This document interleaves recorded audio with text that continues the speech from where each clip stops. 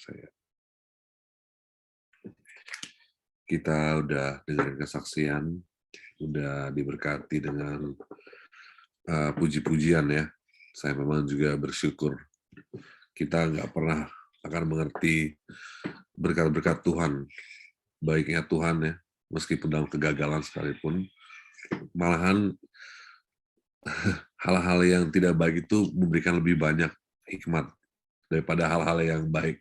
Kadang-kadang hal-hal kesuksesan itu nggak nambah hikmat. Hal-hal yang gagal itu yang membuat kita, hal-hal yang membingungkan itu yang membuat kita menjadi lebih dewasa lagi. Dan kita nggak bakal mengerti sampai kita mengerti. Nanti ada titik di mana kita bisa melihat ke belakang. Karena orang bilang, dan saya juga sadari, kita hanya bisa mengerti ketika kita melihat ke belakang. Ketika kita menjalani, kita nggak bakal mengerti. Ketika kita melewatinya, kita masih kebingungan. Tapi setelah kita tiba di poin di mana kita sudah lewati itu, dan kita melihat ke belakang, ternyata semua itu indah. Ya, semuanya itu sangat baik. Jadi tetap semangat. 6 hari sudah berlalu, hari ke-7 telah datang, hari kita berhenti dan mendapat kelegaan ya. Mudah-mudahan saya doakan kita semua dapat kelegaan pada setiap hari Sabat ya, khususnya dalam jam Vesper kita boleh kasih kesaksian. Saya cuma mau kasih step-step yang sederhana karena ini pengalaman saya pribadi. Saya tahu kita semua mengalami banyak kecanduan ya. Saya nggak mau mungkin ini masih belum budayanya Indonesia atau Asia dan normal, saya juga belum terlalu biasa untuk kita sangat terbuka dengan kecanduan kita atau kelemahan kita, tapi memang saya berpikir bahwa kalau kita nggak mulai untuk terbuka, ya, kalau salah satu kita nggak mulai terbuka, nanti pergaulan kita, persahabatan kita lebih seperti apa bilangnya ya? Kita kan seperti merasa bahwa kita nggak jujur sama satu sama lain. Padahal harusnya di gereja, di dalam perkumpulan iman kita harus lebih terbuka lagi. Karena bagi orang timur, kayak kita ini, untuk membuka kecanduan kita itu adalah sebuah hal yang memalukan ya. Hal yang memalukan itu hal yang tidak lumrah, tidak layak kita bagikan pada orang. Tapi kalau kita mau belajar dari Alkitab, begitulah cara umat-umat Tuhan berkembang, bertumbuh. Ketika kita saling berbagi, saling terbuka, gitu ya. Jadi kalau saya masih simpan kelemahan saya, kalau saya masih nggak mau kelihatan sempurna di depan teman-teman saya, kita masih menyembunyikan ya siapa sebenarnya kita di hadapan teman-teman kita. Jadi itu nggak baik ya, itu nggak membantu pertumbuhan kita sebagai jemaat atau sebagai orang Kristen, sebagai satu kelompok atau sebagai satu grup. Nah, ya, sebagai anak muda ya, kita semua punya masalah kecanduan dalam uang, ya, kecanduan dalam makanan, minuman, ataupun hal-hal yang terlarang, ya, atau bahkan secara internet ya kita punya kecanduan seks.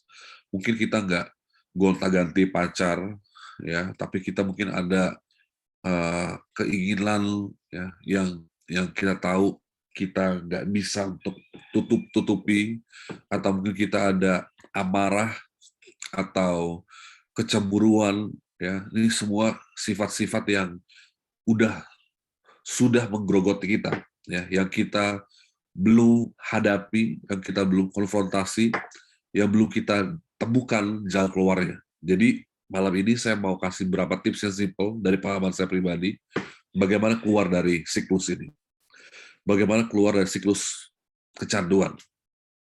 Ya, saya bukan orang psikologi, tapi saya percaya kalau kita ikutin langkah-langkah dari Alkitab, itu adalah langkah-langkah nyata yang sangat jelas dan bisa dilakukan oleh kita semua. Ya, kita mulai dari Roma 12. Mungkin saya boleh minta teman-teman di sini kalau ada bisa baca Roma pasal 12. Kalau ada yang bisa baca Roma 12 ayat 1 dan 2. Roma 12 ayat 1 dan 2. Karena itu saudara-saudara, demi kemurahan Allah aku menasihatkan kamu supaya kamu mempersembahkan tubuhmu sebagai persembahan yang hidup, yang kudus dan yang berkenan kepada Allah. Itu adalah ibadahmu yang sejati. Janganlah kamu menjadi serupa dengan dunia ini, tetapi berubahlah oleh pembaharuan budimu sehingga kamu dapat membedakan manakah kehendak Allah, apa yang baik, yang berkenan kepada Allah dan yang sempurna.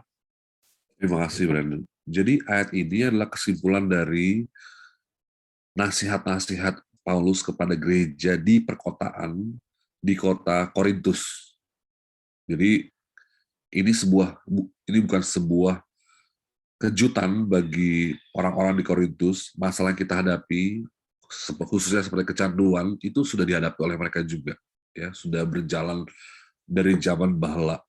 Dan nasihat atau instruksi yang diberikan Paulus itu sangat apa bisa dibilang ya, sangat praktis. Jadi dibilang langkah pertama ialah untuk mempersembahkan tubuh kita dengan bahasa Indonesianya dikatakan berubahlah oleh pembaharuan budimu. Ya, ini mungkin kalau bahasa Indonesianya sedikit ini ya, sedikit kurang jelas menurut saya, karena kalau bahasa Inggrisnya jelas memperbaruilah pikiranmu. Ya, jadi kalau mungkin dalam bahasa Indonesianya budimu itu artinya budi itu ya, kalau kita tahu budi itu bukan hanya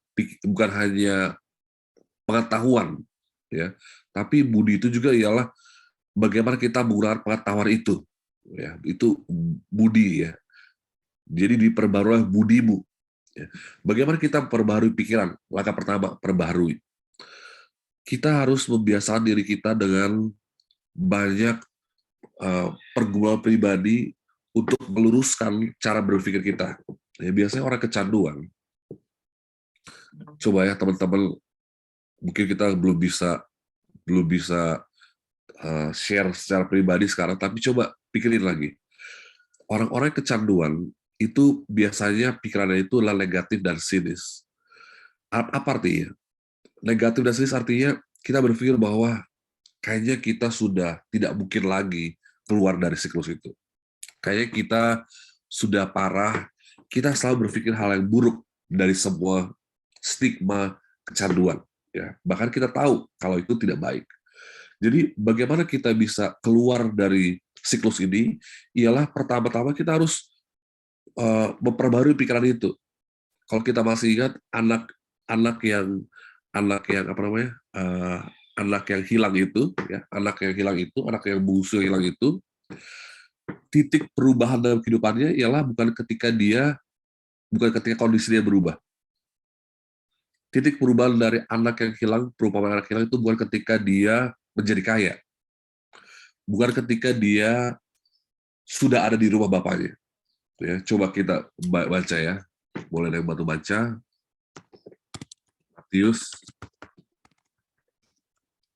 Matius pasal Lukas ya, biar lebih gampang.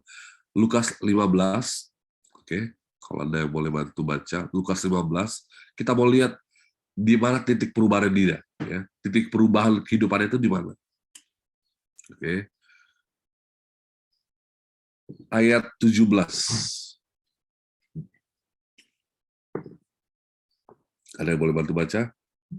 Lukas 15, 17.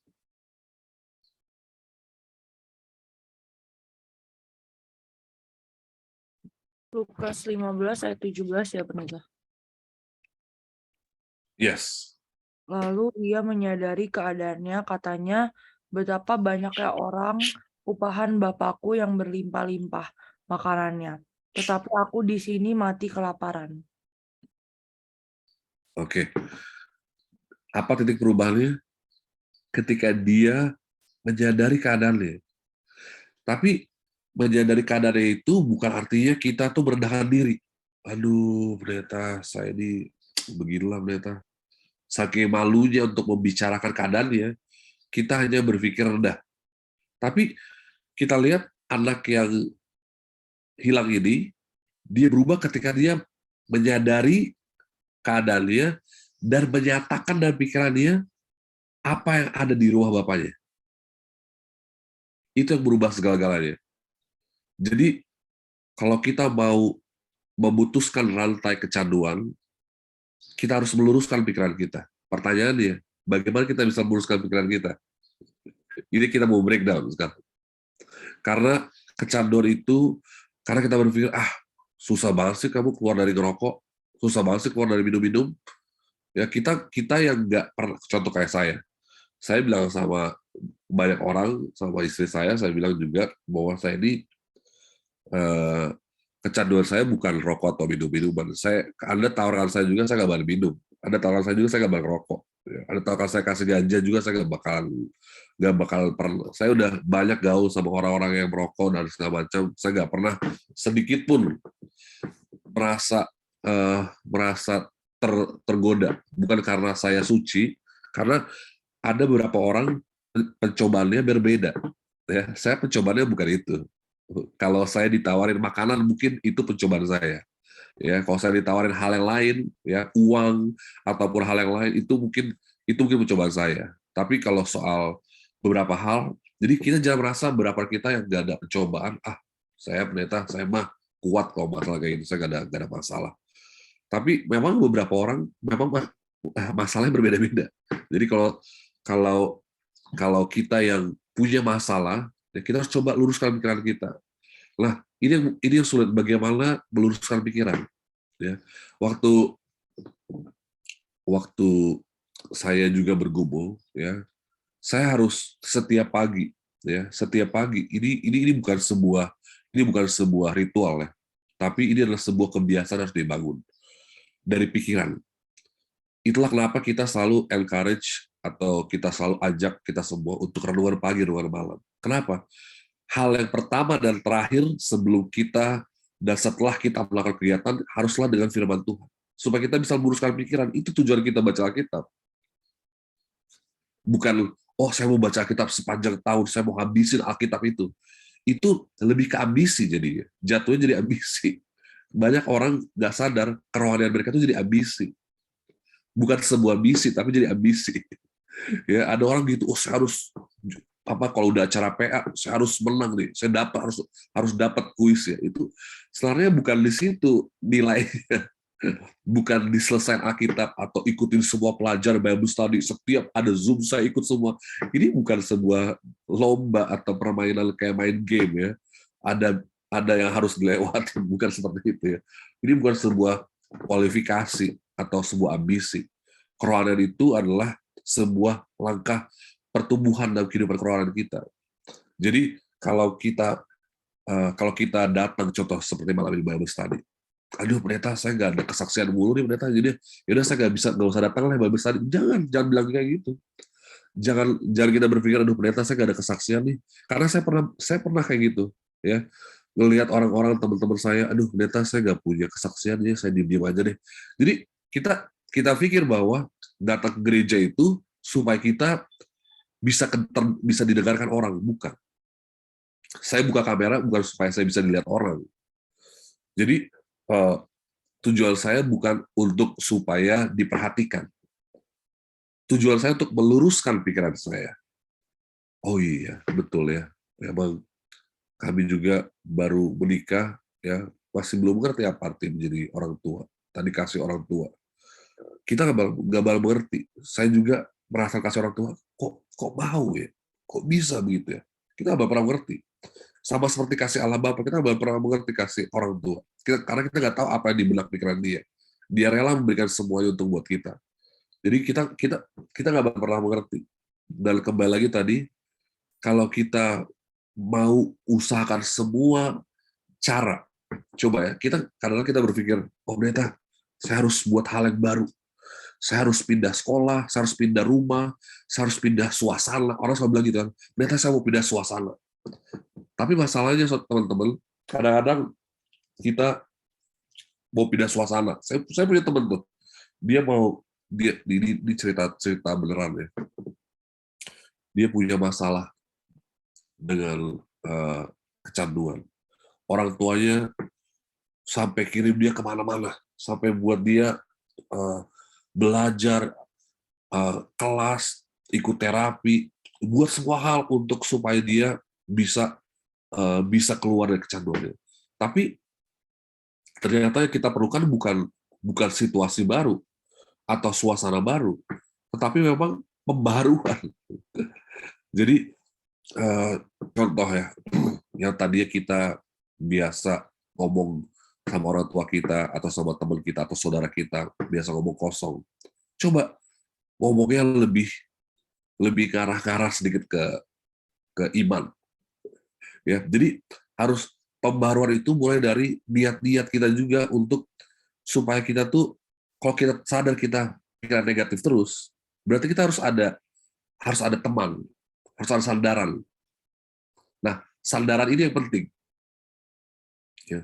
Kalau kita biasa ngobrol sama orang yang, contohnya, saya mau keluar dari rokok, tapi saya selalu bicara ngomong sama orang yang suka ngerokok, ya kita nggak bisa keluar dari rokok itu, ya kan? Terus atau kita oke, saya kecanduan rokok, tapi saya ngobrol sama orang yang maunya semuanya selesai. Pernah nggak ketemu orang seperti itu? Ah udah, lu bisa kok. Ah lu pasti bisa kok. Ini saya paling gak suka ngobrol sama orang seperti itu. Ya, kalau jadi ada dua jenis ekstrim.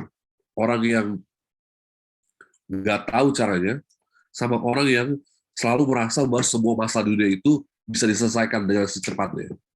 Ah, lu banyak berdoa aja lu udah lu jangan lagi gaul sama dia, udah selesai masalah. Jadi nggak secepat itu masalah akan selesai.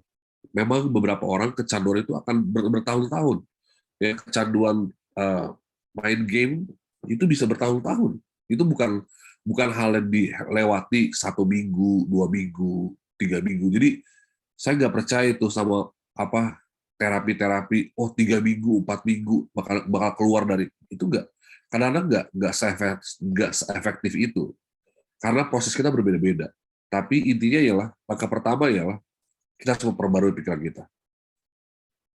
Dan yang paling saya sukai dari metode ini ialah waktu saya mendengarkan musik. Saya suka tuh kadang-kadang siang-siang atau lagi naik mobil, lagi nunggu dengerin musik. Ya, musiknya juga jangan musik terlalu rock ya. Saya juga sarankan kalau dengar musik Kristen jangan terlalu keras. Musik yang terlalu keras itu tidak membantu kita berpikir. Musik yang terlalu keras itu hanya akan mengisi pikiran kita dengan kebisingan. Jadinya, teman-teman tahu, banyak musik-musik Kristen itu punya daya hipnotis yang kuat. Jadi kalau kita dengar musik itu kayak tersayat lagunya, kayak jadi apa namanya, jadi sentimental ya. Jadi sentimental, bukan musik-musik yang membawa kita tenang, musik-musik yang membawa kita teduh, ya. Musik-musik yang membawa kita, saya nggak bilang juga harus dengar lagu yang seperti lagu-lagu penguburan ya, enggak, saya nggak bilang seperti itu juga. Tapi musik itu akan membantu kita untuk meluruskan kata hati kita. Ya. Jadi saya sering sekali tuh kayak pagi-pagi atau lagi pada waktu sendiri, waktu teduh sendiri kayak Tuhan, bantu saya Tuhan. Tuhan, arahkan saya Tuhan. Ya, Tuhan bawa saya ke teman-teman yang yang buat saya lebih kuat lagi. Jadi kalau kita nggak, saya nggak bilang ini berdoa ya. Jadi saya masih bilang memperbarui pikiran. Berdoa beda lagi. Saya mau kita ingat langkah pertama itu ialah luruskan pikiran dulu. Dan cara meluruskan pikiran itu nggak harus dari mana-mana, nggak harus hal yang baru, nggak harus rogoh kocek lalu keluarkan uang. Aduh ternyata saya lihat nih di iklan, kalau saya ikutin ini saya bisa keluar dari kecanduan saya. Jangan tertipu dengan bayar dulu ya. Yang penting ialah coba dulu pribadi ya, karena masalah gini teman-teman. Orang-orang ikut terapi, maaf ya, saya nggak discourage. Tapi orang-orang yang ikut terapi, kecenderungannya ialah mereka berpikir, oh kalau saya ikut terapi, saya akan selesai masalah saya. Nah, ini juga kadang salah ya. Contohnya kayak saya mau ambil jurusan musik supaya saya belajar musik. Padahal padahal orang yang ambil jurusan musik harusnya sudah cinta musik dulu. Jadi kalau memang mau ambil terapi, harus cinta dulu, harus ada komitmen untuk berubah dulu. Jadi jangan ambil terapi, tapi karena supaya saya dibantu dia, karena dia lebih ahli, tolong bantu saya. Makanya kadang-kadang beberapa orang muda atau anggota selalu datang, "Pendeta, tolong doain saya, pendeta." Saya bilang, kadang saya suka iseng dalam arti seperti ini. Iya, saya doain kamu, tapi kamu harus berdoa dong buat diri kamu. Kamu harus bantu diri kamu juga gitu. Jadi kalau kita, Tuhan, doa pendeta kan lebih mujizat ya. Pendeta itu sama aja, bedanya pendeta sama teman-teman di sini ialah fokus kita tahu fokusnya kemana gitu. Kita tahu bagaimana cara mempertajam atau mengarahkan, meluruskan pandangan kita. Itu aja bedanya. Karena kita sudah dibiasakan, dilatih, jadi kita dikhususkan. Itu bedanya pendeta sama orang biasa, ya kan? Kalau teman-teman di sini kan ada bidangnya sendiri, ya kan? Kalau saya bidangnya ialah untuk membantu orang untuk meluruskan itu. Jadi perlu bantuan pendeta, perlu, tapi jangan berpikir bahwa orang lain akan melakukan pekerjaan yang harus kita lakukan. Saya ulang ya, jangan pernah merasa bahwa orang lain harus melakukan pekerjaan apa yang kita lakukan. Nah, yang kedua nih, cara ampuh kedua, pengalaman saya pribadi, puasa. Ya. Siapa di sini yang belum pernah puasa? Sudah pernah puasa semuanya di sini? Sudah ya, sudah pernah puasa. Nah, biasanya kalau puasa, ya, jadi puasa ini kadang-kadang kita berpikir tuh lebih ke usaha kita.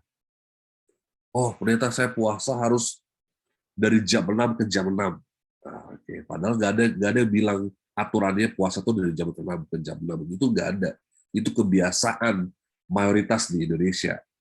Tradisi orang-orang mayoritas di Indonesia itu puasa dari jam 6 ke jam 6. Nggak ada yang bilang jam 6 ke jam 6. Karena kenapa? Karena kita fokusnya sama perbuatan kita. Kalau teman-teman mau belajar puasa, fokusnya sama perbuatan, nggak bakal pernah jadi puasanya.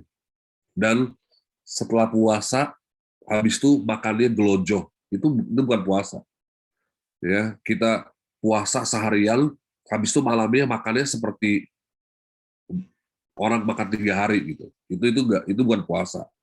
Itu namanya menahan diri untuk membodohkan diri. Itu bukan puasa. Jadi kalau puasa itu sebenarnya secara kodratnya, secara esensinya, puasa itu bukan musiman. Puasa itu harusnya merubah gaya hidup kita. Jadi contoh, ternyata saya mau puasa nih, saya puasa nggak makan nih. Itu harusnya mulai membuat kita berpikir, oke, mulai kurangi makanan kita. Ya, jadi teman-teman tahu nggak? Saya nggak perlu bawa orang psikologis ya. Nutrisi kita itu, saya ulang ya, nutrisi kita itu banyak berubah cara kita berpikir. Jadi kalau kita biasa makan nggak sehat, ya kita yang biasa bangga makan junk food, sorry ya, saya ngomongnya straight aja. Karena kita bangga makan makanan siap saji. Karena kita berpikir makanan di rumah, saya jarang lihat orang Insta story makanan rumah loh. Saya biasanya lihat orang Insta story itu makanan junk food. Dan kita bangga ya. Kita bangga, weh, makan spaghetti, diangkat spaghetti di bumerang. Tapi kalau di rumah, makan di rumah, kita nggak mau buat bumerang gitu.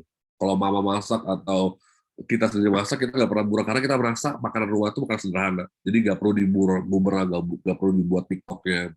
Tapi kalau makanan luar, itu harus wah. Jadi kita nggak sadar bahwa nutrisi itu adalah bagian penting dari cara kita berpikir. Kalau kita, maaf ya, kalau kita makannya masih nggak teratur, makannya masih suka-suka kita, makannya itu nggak bisa dikontrol, ini kita nggak sadar daya pikiran kita itu terpengaruh. Jadi teman-teman harus tahu, manusia ketika lahir Apa kebiasaan pertama kali dia pelajari? Ketika bayi lahir, kebiasaan apa pertama kali dipelajari oleh bayi?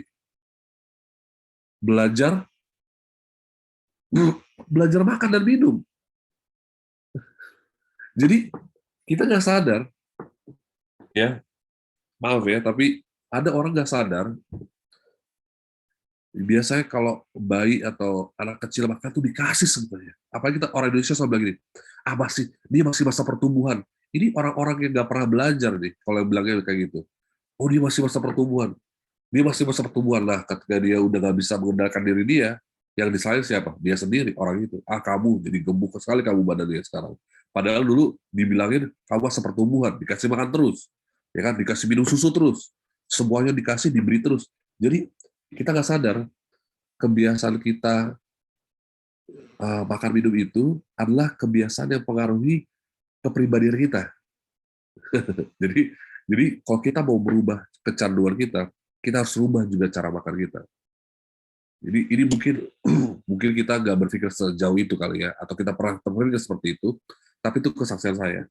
Ya waktu saya puasa, jadi saya baca kalau saya ada pengen rasa mau makan, gitu kan, mau makan snack gitu kan, karena saya rasa makannya nggak cukup nih, makannya kayak nggak berat, nggak berbobot. Saya pikir karena biasa makan berat, makan nasi, tiba-tiba ganti makan salad, makan sayur, makan yang sederhana, nggak kerasa. Ternyata saya baca-baca untuk untuk menghilangkan rasa itu, saya bisa minum air putih atau saya banyak makan buah yang yang juicy ya, yang isinya air seperti semangka, seperti melon, ya buah-buah yang punya unsur-unsur air yang banyak. Ya, ini saudara-saudara, ini teman-teman, ini yang saya lakukan sendiri. Ini bukan kesaksian dari orang lain ya. Ini bukan dari buku. Ini kesaksian pribadi. Jadi ketika saya mulai udah ganti, saya punya ini, ya, saya mulai berpikir, kenapa sih makanan lebih sehat? Jadi saya mulai merasionalisasikan pikiran saya. Kalau saya makan makanan yang tidak sehat, ya, saya menambah nilai atau kadar minyak di tubuh saya. Saya menambah kadar eh, garam, karena teman-teman nggak tahu, kita selalu takut sama gula ya. Tapi garam juga kebanyakan tuh nggak bagus banget buat pikiran kita. Ya mungkin teman-teman di sini mikir, ini pendeta Wilson ini dia ini pendeta atau ahli nutrisi. Ini gini ya, kita nggak perlu undang ahli nutrisi di sini. Ini hanya perlu kita menerapkan ilmu yang sudah kita pelajari selama ini. Jadi selama ini kan kita udah undang acara PA, undang ini, undang itu, undang sini, undang sana. Sekarang kita padatkan, kita padatkan untuk menyelesaikan suatu masalah seperti kecanduan. Ya, langkah kedua itu ialah tadi saya bilang apa? Berpuasa. Coba berpuasa itu sebenarnya esensinya ialah Ellen White katakan makan yang sederhana. Itu puasa. Puasa itu bukan nggak makan sebenarnya. Jadi kalau Bro Marco atau Bro Archie, Bro Brandon pikir, waduh gue nggak pendeta, saya nggak bisa nggak makan. Memang puasa itu bukan nggak makan. Puasa itu ialah mengurangi makanan kita dari yang biasa gelojoh jadi lebih sederhana. Intinya ialah kesederhanaan. Itu intinya. Makan cukup. Makan jangan sampai perutnya padat. Itu aja. Kita biasa makan sampai masih bisa, gue masih bisa. Padahal perut kita nggak sadari kapasitas perut kita. Kita makan sampai nafas udah agak sulit dikit. Itu udah sangat nggak baik. Ya, 4 langkah aja ya. Langkah ketiga.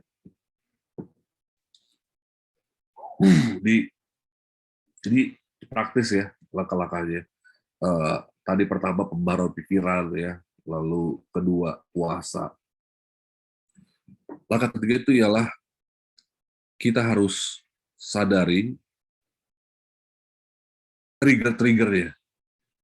Ya, jadi contoh gini, kita harus sadari trigger-trigger kecanduan kita. Ya, contoh kan kalau orang ngerokok biasanya bilangnya lidahnya asam, ya kan, mulutnya asam. Orang-orang yang suka minum biasanya kalau orang minum Coca-Cola kan kecanduannya kan dari lehernya kan ya. Rasa apa namanya, minuman soda itu kan, jadi waktu saya pindah ke Amerika ini, saya baru sadar kenapa orang Amerika suka sekali sama soda. Jadi kalau teman-teman tahu, orang-orang luar negeri itu, khususnya orang Barat, itu suka banget sama minuman yang berwarna. Terus saya saya pikirkan, kenapa orang orang di sini suka banget sama minuman dingin dan minuman yang entah dingin atau panas, yang apa namanya, yang berwarna dan bergula. Dan kalau teman-teman di sini biasa makan ya, biasa makan di restoran, biasanya apa namanya, yang kalau kita biasa pesan menu makanan yang bercourse ya, contoh maksudnya kita pesan dulu appetizer-nya, kita pesan dulu minumnya ya, kayak restoran Cina ya, atau restoran India, pesan dulu appetizer-nya. Restoran Amerika juga pesan dulu apa namanya, menu intinya, pesan lagi dessert-nya, pesan lagi gitu. Ini kita nggak sadar apa namanya, menu-menu seperti ini tuh sebenarnya juga membangkitkan hal yang ada dalam kebiasaan kita. Nah, kita harus tahu triggernya apa.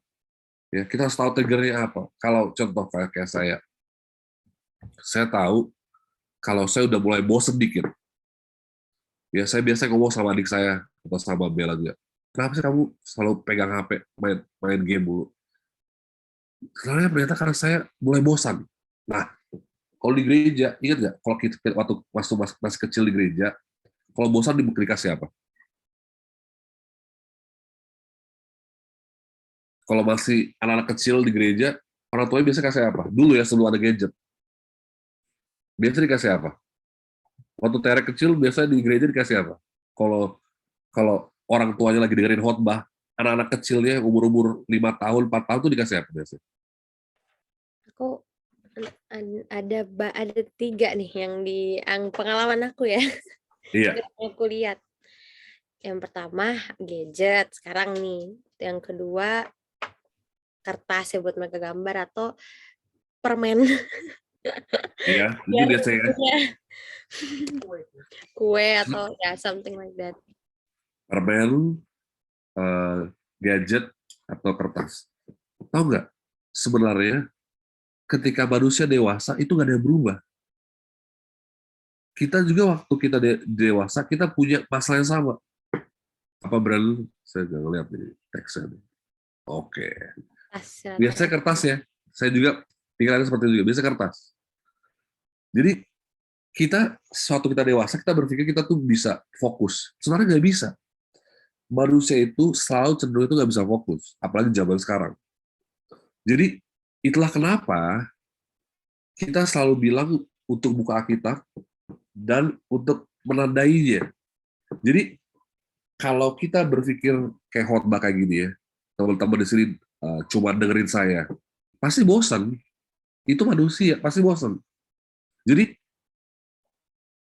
either kita berinteraksi secara pikiran, contoh kayak, oh iya, si pendeta bilang puasa kayak gimana ya? Itu namanya interaksi deh. Tapi kalau kita sekarang ya, teman-teman datang ke acara Vesper, lalu dengerinnya hanya kayak dengerin radio, ya. Kalau kita dengerin hanya kayak radio, nggak ada masalah sebenarnya. Tapi ini akan seperti angin berlalu. Jadi kalau kita Vesper, Zoom ya, online, terus kita hanya dengerin aja tanpa berinteraksi, kita bakal bosan. Percaya deh. Mau siapapun pembicaranya, pasti bosan. Karena yang salah bukan pembicaranya, yang salah cara kita. Jadi saya bilang sama Bella juga, ya, saya juga jangankan kamu yang anggota biasa, saya pendeta aja, kalau udah dengar orang pendeta khotbah, kalian tahu nggak, pendeta itu punya tingkat kebosanannya sangat tinggi. Kenapa? Karena kan contoh saya diundang nih ya, saya diundang ke gereja TPI. Lalu yang berkhotbah itu khotbah tentang perumpamaan anak yang hilang. Karena saya juga biasa siapin khotbah. Saya tahu juga cerita itu. Dan saya kadang-kadang pendeta itu masalahnya ialah karena kita sudah tahu ceritanya, kita pengen dengar hal yang baru. Pernah nggak sih teman-teman di situ kayak gini, datang ke gereja, aduh, sorry ya pendeta, bukannya saya nggak suka sama pengkhotbah, tapi dia pengkhotbahnya bicara tentang kasih. Saya tahu apa itu kasih, pendeta. Apalagi kalau dia khotbahnya cuma baca apa yang ada di layar. Karena saya berpikir saya aja deh yang bacain, nggak usah Bapak pendeta yang bacain, saya aja yang bacain. Karena pendeta udah buat semua kata-kata di layar, saya aja yang bacain. Jadi ini masalahnya dengan sikap kita. Saya tadi sikap saya salah. Ketika saya mendengarkan khotbah, saya harus berinteraksi. Ya, saya harus berinteraksi dengan kalau ada informasi yang ada di situ, saya coba gali sendiri dan saya coba renungkan.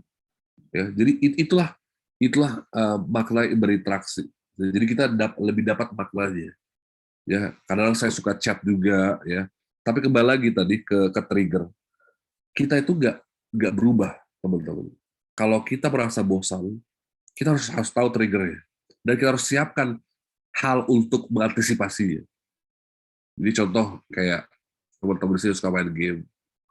Kalau hari Sabat gitu ya, lagi dengerin khotbah, pengennya main game.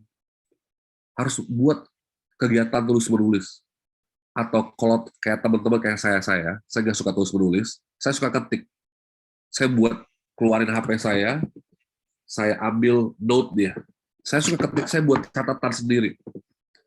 Jadi kalau saya nggak bisa fokus, saya harus tahu triggernya apa, dan saya harus ada pengalihannya. Sama kayak hal yang lain, sama dengan kecanduan yang lain. Kalau saya ada kecanduan pornografi, ya, orang yang punya kecanduan pornografi ini punya triggernya juga. Ya, kalau triggernya itu ialah kadang-kadang apa ya? Kadang-kadang kita selalu nyalain hormon manusia ya. Memang betul ya. Sorry ya. Memang betul. Beberapa orang tuh hormonnya lebih tinggi daripada yang lain. Tapi kalian tahu apa salahnya? Mitosnya apa?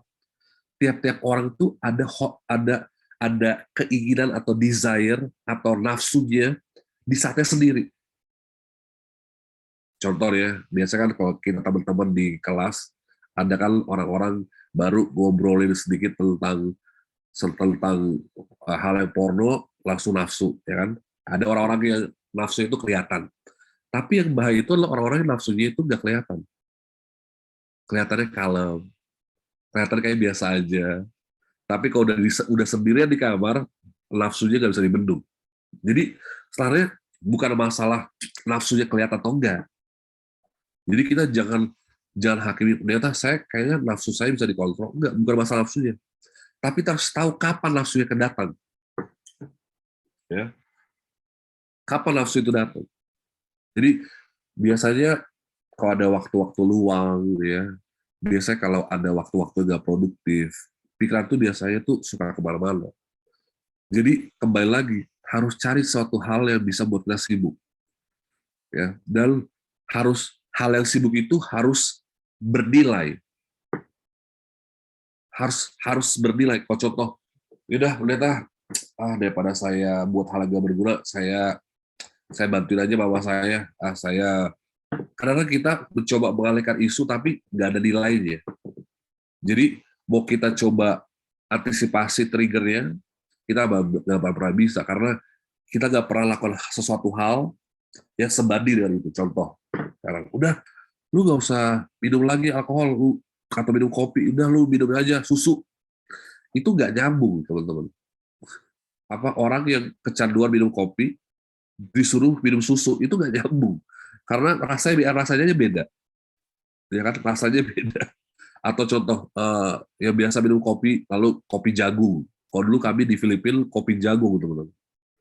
Saya bilang, ini nggak, memang baunya mirip kayak kopi, tapi ini nggak nyambung, saya bilang. Jadi kita harus tahu, dari kita bisa berkonsultasi. Contoh teman-teman di sini, ini kalau ini perlu tanya, teman-teman. Entah orang-orang yang pernah lewat yang sama atau orang-orang yang expert, ya. Contoh saya kecanduan apalagi, ya. Saya candu uang, ya. Saya candu sama apa lagi ya? Banyak hal, ya. Candu dengan hal yang bilanglah kita kecanduan. Kita harus tahu apa hal yang atau aktivitas yang sepadan dengan itu. Jadi contoh kayak tadi main game, ya saya bilang kalau kita nggak ada kesibukan yang sepadan dengan itu, kita nggak bakalan berpikir 2 kali untuk berubah. Dan yang terakhir, ini yang paling penting. Tadi saya bilang pertama, perbarui pikiran ya, luruskan pikiran. Nggak usah banyak ubah situasi, gunakan apa yang ada, coba connect, coba hubungkan diri kita, satukan diri kita dengan semua hal yang kita lakukan, diluruskan, dibawa semua kepada iman kita. Kedua, berpuasa. Jadi berpuasa sangat penting ya. Nutrisi kita itu berubah cara kita berpikir dan memperkuat hal-hal yang positif dari cara berpikir kita. Ketiga, tadi saya bilang ialah waspada ya. Waspada trigger ya. Ya, namanya manusia pasti jatuh. Yang terakhir, ini paling penting, punya visi. Jadi maksudnya apa nih pendeta? Ini mau buat election, buat kampanye atau mau buat apa maksudnya visi? Ya, visi ini seperti itu, teman-teman. Banyak orang mereka nggak tahu mau buat apa setelah mereka kecanduan. Keluar dari kecanduan. Contoh, ya orang yang rokok atau orang suka minum-minuman keras. Mereka pikir bahwa goalnya itu ialah untuk stop. Itu salah. Tujuan kita untuk berhenti dari kecanduan itu bukan untuk berhenti dari kecanduan. Tujuan kita memutus rantai siklus kecanduan ialah supaya kita memulai siklus yang baru. Siklus positif yang baru. Siklus hal yang membangun. Jadi, contoh ya, teman-teman ya, biasanya punya banyak waktu free time. Free time itu siang atau free time malam. Kalau kita punya waktu banyak free time, saya sarankan coba ambil visi untuk membuat sebuah kegiatan, membuat sebuah gaya hidup baru yang bisa membantu orang. Dalam pengalaman saya hanya akan bisa betul-betul keluar dari kecanduan saya kalau saya punya niat untuk bantu orang. Jadi kalau kita mau keluar dari siklus kecanduan itu, harus ada niatan untuk melakukan sesuatu untuk bantu orang lain. Jadi saya masih ingat waktu saya jadi chaplain, saya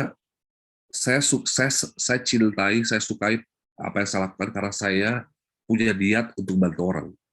Saya jadi pendeta karena saya bantu orang. Saya katakan saya mau jadi pendeta waktu saya kuliah karena saya melihat orang-orang remaja yang gak ada pendetanya, yang gak ada gurunya.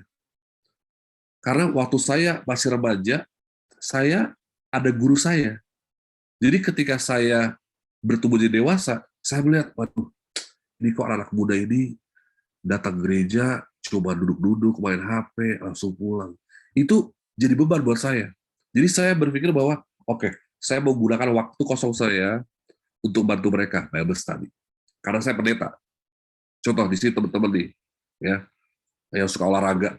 Oke, saya biasanya yang positif olahraga ya. Oke, saya mau gunain mungkin selama ini anak-anak muda ya. Karena kalau kita gereja, kita berpikir rohani terus ya. Padahal Brandon mungkin udah saatnya kita samakan porsi belajar Alkitab sama berolahraga. Coba mungkin dibuat kegiatan-kegiatan bukan hanya Bible study tapi sosial ya, bersosial bareng, hangout bareng ya. Tapi hangoutnya ya lebih kreatif dikit ya, jangan cuma hangout ayo makan yuk, makan di bakmi GM gitu. Itu bukan Itu cuma hangout biasa yang nggak yang bukannya salah ya, tapi maksudnya itu terlalu biasa. Coba buat hangout yang boleh, coba mau coba glamping, coba aja glamping, tapi ada misinya gitu. Misinya bantu orang, mungkin nanti kayak waktu itu ya. Oke, kita glamping tapi sambil bisa juga untuk relax ya. Tapi bisa juga kita mau bantu alam ya, bantu melestarikan alam. Kita mau buat, kita teman-teman nggak harus formal banget ikut organisasi apa, tapi punya tujuan, punya aktivitas. Jadi bukan hanya sekedar relaksasi, tapi ada sebuah misi juga, entah membantu alam, membantu orang, membantu binatang. Ada banyak sekali bisa kita buat kalau kita mau serius punya visi. Ya, jadi kalau pertemanan kita sekarang ini, Bible study kita sekarang ini, grup kita sekarang ini punya visi, itu akan membantu banyak orang keluar dari kecanduan. Ya, di contoh kayak musim liburan ya. Ternyata saya nggak tahu nih kita mau ngapain di musim liburan ini. Summer di Indonesia kapan liburan sekolah? Udah mulai kan? Udah mulai. Aduh, ternyata nih biasa kita nggak tahu ngapain. Nah, kalau di Amerika ini ada namanya VBS, teman-teman. Jadi VBS itu namanya Vacation Bible School. Jadi gereja membuka 1 minggu belajar Alkitab untuk anak kecil. Jadi di sini teman-teman anak muda, kita jadi panitianya. Kita yang akan memimpin 1 minggu kelas Vacation Bible School untuk anak-anak kecil. Jadi kita buka ini, ayo kita ikut kegiatan Bible School, bukan Bible Study ya, Bible School. Jadi mereka mereka ada nyanyinya, ada nontonnya, ada aktivitasnya, ada gamenya, ada makannya, baru selesai. Jadi selama 3 jam itu mereka full aktivitas, dibagi dalam ruangan-ruangan. Jadi ini salah satu contohnya. Nanti akhir tahun, aduh, ternyata kita buat apa? Jadi harus ada yang kita lakukan dalam waktu-waktu liburan ini. Saya tahu kita punya waktu yang indah sama liburan keluarga, tapi alangkah indahnya sekali-sekali dicoba. Waktu liburan itu dibuat sesuatu kegiatan gereja. Natalan ya. Jadi kita buat apa di akhir tahun yang bisa membantu komunitas, bantu orang. Jadi visi kita untuk keluar dari kecanduan itu harus disatukan dengan kerinduan kita untuk membantu orang lain. Ya, jadi saya percaya masih banyak cara lain, tapi dari saya pribadi itu 4 langkah yang bisa kita langsung lakukan sekarang. Ya. Jadi habis bakteri ini, Bible study ini, coba nanti pribadi luruskan pikiran. Ya, besok hari Sabat, ya saya tahu hari Sabat hari penuh sukacita, ya kadang-kadang makannya juga nggak terkontrol, mulai coba dikontrol. Ketiga, coba waspadai trigger. Biasanya Sabat siang tuh banyak banget percobaannya. Kayaknya setan-setan tuh paling banyak Sabat siang datangnya. Apalagi kalau kita berpikir, aduh pengen tidur aja, itu setan-setan makin senang tuh. Biasanya makin gerombol. Gerombolnya nggak di gereja, dia setan-setan gerombolnya biasanya di rumah-rumah biasanya. Jadi keempat, punya visi. Malam minggu nih, ngapain kita adalah kebun dari. Mungkin kita PA ke alam, habis itu malam minggunya coba iseng buat social eksperimen. Coba kita wawancara orang, bagaimana menurut Anda, lempar satu pertanyaan, coba bagaimana menurut Anda tentang ini, terus dikumpulin, buat survei simple. Jadi ada banyak hal yang bisa kita buat kalau kita mau keluar. Dan teman-teman, terakhir dari saya, hal ampuh, senjata rahasia ampuh yang terakhir ialah, dari 4 hal ini, pengalaman pribadi saya ialah, seseorang akan lebih mudah keluar dari kecanduan kalau ada perkumpulan yang bantu mereka keluar. Jadi saya berdoa supaya Papi ini bisa menjadi wadah itu untuk menerima, membawa, dan membawa mereka kepada sebuah siklus kegiatan atau aktivitas yang baru, yang baik, yang rohani. Tuhan berkati kita. Amin. Puji Tuhan. Terima kasih Pendeta Wilson. Jadi ada 4 ya tadi. Ada yang pertama, luruskan pikiran. Yang kedua, puasa. Terus yang ketiga, kita harus waspada mengenal ya apa yang men-trigger hal-hal tersebut. Dan yang keempat itu harus ada visi. Nah, mungkin dari teman-teman yang bergabung malam ini, kita masih ada waktu beberapa menit. Kalau mungkin ada yang mau ditanyakan atau mungkin sharing pengalaman atau mungkin sharing pergumulan yang lagi dihadapi, progresnya mungkin ada yang udah melakukan mungkin step-step ini, boleh banget di-share. Atau ada step lain mungkin? Nah, nyambung nomor 5.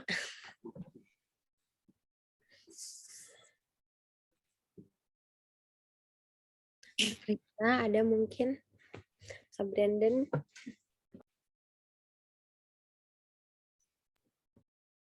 Oke, belum ada. Oke deh, kalau belum ada, jadi mungkin kesimpulannya yang paling pertama adalah itu semua balik lagi ke, tadi menarik ya Pendeta Wilson bilang yang bagian, iya kita mendoakan, tapi harus dari diri sendiri juga. Jadi berarti kalau kita sudah tahu, oh hal ini kurang baik, ya kecanduan ya kurang baik, berarti kita harus ya berjuang dari diri sendiri juga gitu. Niat dan keinginan itu harus kita tumbuhkan sendiri. Baru ke 4 step ini. Oke, terima kasih Pendeta Wilson untuk pelajaran malam hari ini akhirnya dilanjutkan ya. Setelah beberapa Jumat kita nggak lanjutin pelajaran addiction ini. Dan untuk mungkin bisa Pendeta ada closing statement sama mungkin bisa sedikit teaser kita Jumat depan apa masih topik ini kah atau berubah judul Pendeta? Oke, jadi kesimpulannya ialah Roma 12 tadi ya. Kita harus percaya bahwa keselamatan yang Tuhan berikan ialah diberikan untuk mendorong kita memberikan kehidupan kita sebagai persembahan kepada Tuhan. Ya. Keselamatan yang kita terima ialah persembahan yang kita berikan kepada Tuhan. Apa yang turun kepada kita kembalikan kepada Tuhan. Jadi itulah hidup itu. Itulah siklus hidup yang paling tinggi dan terutama. Apa yang kita terima dari surga, kita kembalikan kepada dunia. Kita kembalikan kepada surga.